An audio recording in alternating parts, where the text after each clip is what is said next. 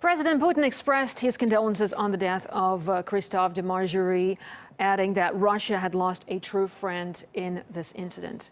His French counterpart stressed the importance of de Margerie to French industry, saying he brought Total to the top of world companies. And the French Prime Minister, Manuel Valls, has said on the death the country has lost a great leader of its economy, who turned Total into a global giant. Christophe de Margerie was on a visit to the Russian capital to take part in a government meeting on foreign investment. And we asked RT's Katie Pilbeam, who met him on numerous occasions, about what the man meant for Russian-French relations. Highly respected, well regarded, and very recognisable as well. Just visually, you would know who he was, and when he spoke, he was most certainly heard.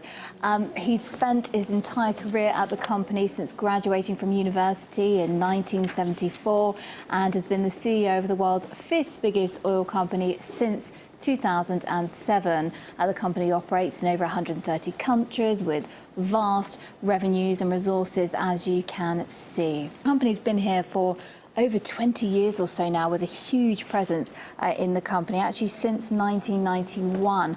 So as I say, for over 20 years, the company, it's produced, it's sold, and also explored the Russian shores for untapped resources. Total became a shareholder of the Russian oil giant Novatek.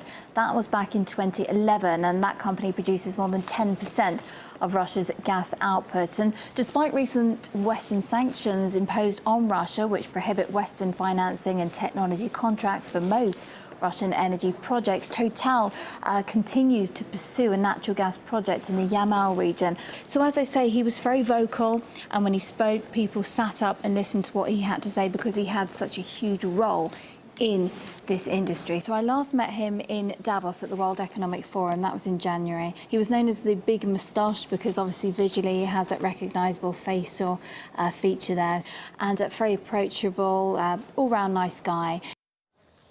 Well, of course, the tragedy at Vnukovo airport is not the first high-profile air accident.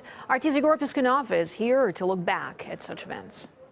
There's been a number of airplane accidents involving the famous, rich and powerful over the decade. For instance, in 2004, the president of Macedonia died in an air crash while en route to Bosnia and Herzegovina. His plane was flying in heavy rain and thick fog and crashed into the side of a mountain. No one survived. In 2010, the president of Poland, Lech Kaczynski, along with his wife and dozens of the country's top political and military officials, were all killed in another air crash over Russia. Their aircraft hit treetops during its final approach for landing. And back then, a loss of such magnitude put Poland into a state of national shock. A year later, a plane carrying almost an entire Russian ice hockey team, Lokomotiv, crashed right after takeoff. Only 2 people survived. One of them died shortly after the crash, though, due to injuries. In June this year, Richard Rockefeller, the grandson of the famous American tycoon and an experienced pilot himself, was taking off in New York in rain and fog, and his small plane came down minutes after becoming airborne.